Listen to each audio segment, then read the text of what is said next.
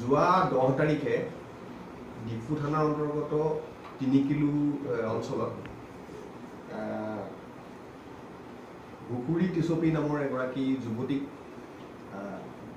প্ৰায় ৰাতি 1:07 কোনোবা দুৰ্বৃত্তই গুলি কৰি তেখেতক প্ৰাণহানি কৰে আৰু তাৰ পিছে পিছে মই আৰু আমাৰ এডিশ্যনেল এছ পি ক্ৰাইম আৰু আমাৰ গোটেই দিছপুৰ থানাৰ যি টিম আছে ডিফু থানাৰ যি টিম আছে আমি উপস্থিত হওঁ প্ৰায় 8 বজাত আৰু তাৰপিছত আমি তদন্ত আৰম্ভ কৰোঁ। আমি আমাৰ টেকনিকেল ছাপোৰ্ট আৰু আমাৰ তদন্তৰ কালত আমি প্ৰথমতে 2জন যুৱকক আমি কৰায়ত্ব কৰোঁ। তেওঁলোক হ'ল মুকৰাং তেৰাং আৰু ৰাংচিনাথ ৰংপিত। তেখেত দুজনক আমি প্ৰথমতে কৰায়ত্ব কৰাৰ পিছত তেওঁলোকক আমি সোধপোছ কৰাৰ পিছত আৰু এজন ব্যক্তিক আমি যোৱা নিশা আমি কৰায়ত্ব কৰোঁ, তেখেত নাম প্ৰবীণ ৰংপিত। আৰু তিনিওজনকে আমি কৰায়ত্ব কৰাৰ পিছত আমি যোৱাকালি সোধপোছ কৰাৰ পিছত বিতং তথ্যটো আমি গম পাওঁ।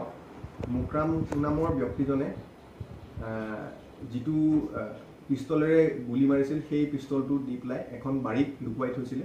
যোৱাকালি সেই পিষ্টলটো উদ্ধাৰ কৰা হ'ল আৰু গোটেই যি তাতে জড়িত হৈ আছে গোটেই ঘটনাটোৰ লগত এই সকলোকে আমি ইতিমধ্যে আইডেণ্টিফাই কৰিছোঁ আৰু আমি এই 3জন যুৱকক ইতিমধ্যে আমি কৰায়ত্ব কৰিছোঁ। আমি আৰু পৰৱৰ্তী পৰ্যায়ত ইয়াৰ যিটো কাৰণ কি কাৰণে হত্যা কৰিলে সেয়াও আমি কিছু প্ৰাৰম্ভিক আমাৰ তদন্তত আমি গম পাইছোঁ। যুৱতীগৰাকীৰ মুকৰাং বোলা ব্যক্তিজনৰ দেউতাকৰ লগত এক ধৰণৰ সম্পৰ্ক আছিল বুলি এটা তথ্য আমাৰ ওচৰলৈ আহিছে আৰু সেই তথ্য সেই সম্পৰ্ক হোৱাৰ কাৰণে কিছু অশান্তি হোৱাৰ ফলস্বৰূপে এই ঘটনাটো ঘটিছে বুলি আমি পিছত আমি জানিব পাৰিছোঁ আৰু আমি অনাগত সময়ত তদন্তত বাকী কথা আমি জানিব পাৰিম। আৰু এই সংক্ৰান্তত আমি ইতিমধ্যে যি হাথিয়াৰ ব্যৱহাৰ হৈছিলে, যিটো পিষ্টল ব্যৱহাৰ হৈছিলে সেই পিষ্টলটো উদ্ধাৰ কৰিবলৈ সক্ষম হৈছোঁ আৰু 2 জাই মিছফায়াৰ্ড গুলিও আমি লগতে উদ্ধাৰ কৰিবলৈ সক্ষম হৈছোঁ। যিটো কথা ইতিমধ্যে আমাক এজন একিউজডে আগতে কৈছে যে 2টা ৰাউণ্ড মিছ হৈছিলে, সেই 2টা ৰাউণ্ডো আমি উদ্ধাৰ কৰিবলৈ সক্ষম হৈছোঁ আৰু ঘটনাস্থলীৰ পৰা আমি যিটো ৰাউণ্ড ফায়াৰ হৈছিলে সেই ৰাউণ্ডৰ এণ্টি কেছো আমি ইতিমধ্যে উদ্ধাৰ কৰিবলৈ সক্ষম হৈছোঁ। মানে সম্পূৰ্ণ পাৰিবাৰিক সংঘাতৰ সংক্ৰান্তত এই হত্যাকাণ্ডটো হৈছিল। হয়, কি আৰু মানে এটা বৃহৎ গেং টাইপ জড়িত হৈ আছে। আমি এতিয়ালৈকে কেইবাজনো মানুহৰ নামো পাইছোঁ এই গোটেই কনস্পিৰেচিটোত। আমি সকলো তথ্য এতিয়া জনাব বিচৰা নাইকিয়া কাৰণ কিছু লোক ধৰিবলৈ বাকী আছে আৰু হয়তো নতুন কিবা এংগলো আহিব পাৰে। গতিকে আমি 5-6জন মানুহক ইতিমধ্যে আইডেণ্টিফাই কৰিছোঁ আৰু বাকী তদন্তৰ কালত কিবা নতুন থাকিলে আপডেট আপোনালোকক দিম। গম পোৱা মতে হাথিয়াৰটো তেওঁলোকে ডিমাপুৰৰ পৰা আনিছে বুলি গম পাইছোঁ। ছাৰ, মুকৰাঙৰ পিতৃৰ সৈতে জড়িত আছে? হয়, মুকৰাং জড়িত আছে। মুকৰাঙে ফাইনেন্স কৰিছে বুলি আমি গম পাইছোঁ। মুকৰাঙে পিষ্টলটো কিনিবৰ কাৰণে পইচাৰ যোগানো মুকৰাঙে ধৰিছে বুলি আমি মানে এইটো ছাৰ সুপাৰী কিলাৰ নেকি?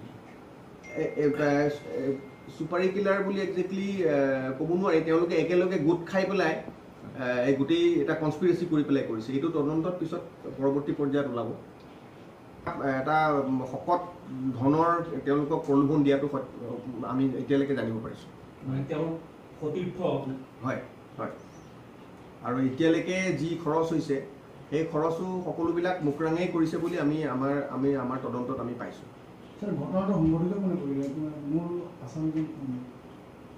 এইটো তদন্তৰ ক্ষেত্ৰত এতিয়া আমি এই কথাটো ব্যক্ত কৰিবলৈ অলপ অসুবিধা হ'ব। এই গোটেই তদন্তটো চলি আছে। এতিয়া আমি কোনে কৰিলে সেইটো আমি ইতিমধ্যে গম পালোঁ আৰু কেনেকৈ কৰিলে আমি ইতিমধ্যে গম পালোঁ আৰু কাৰ প্ৰৰোচনাত কৰিলে এইটো আমি গম পালোঁ আৰু পৰৱৰ্তী পৰ্যায়ত আৰু ফাৰ্ডাৰ ডিটেইলছ আমি ইনভেষ্টিগেশ্যনটো কৰাৰ পিছতহে আমি গম পাম। বৰ্তমান কিমানজন আটক কৰিছে? বৰ্তমান আমি 3জন আটক কৰিছোঁ আৰু যিজন মুকৰাঙৰ পিতৃক আমি তেখেতক সোধপোছ কৰি আছোঁ বৰ্তমান। প্ৰবীণ ৰংপি। হয়, স্যাৰ কোভিড হবি কোনবা কেডাৰৰ বা কিবা সদস্য প্ৰাক্তন সদস্য আমি এতিয়ালৈকে জানিব পৰা প্ৰাথমিক তথ্য মতে তেওঁ কেপিএলটি কোনবা এটা গ্ৰুপত তেওঁ সদস্য আছিল বুলি প্ৰাথমিক সদস্য আছিল বুলি গম পাইছোঁ। এইটো ভেৰিফিকেশ্যন আমি কৰি আছোঁ এতিয়া। ছাৰ একেদিনা আৰু এটা কথা তথ্য আমি পোৱা নাই এতিয়ালৈকে তেনেকুৱা ধৰণৰ কোনো ৰিপৰ্টিং বা পুলিচৰটো আমাৰ কোনো জনোৱা নাই আমি এইটো বাৰু আপুনি যেতিয়া কৈছে এইটো বস্তু আমি চাম এই তথ্য আমি এতিয়ালৈকে পোৱা নাই